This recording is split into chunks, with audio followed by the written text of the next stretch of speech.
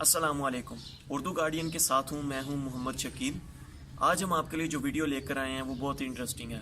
Video ये है कि प्लास्टिक की बोतलें, सॉफ्ट ड्रिंक्स जिनको हम पीने के बाद फेंक देते हैं, उनसे झाड़ू किस तरह से बनाया जा सकता है और हम इसको अपनी रोज़मर्रा ज़िंदगी में इस्तेमाल कर सकते हैं। तो चलते हैं आज की वीडियो की तरफ।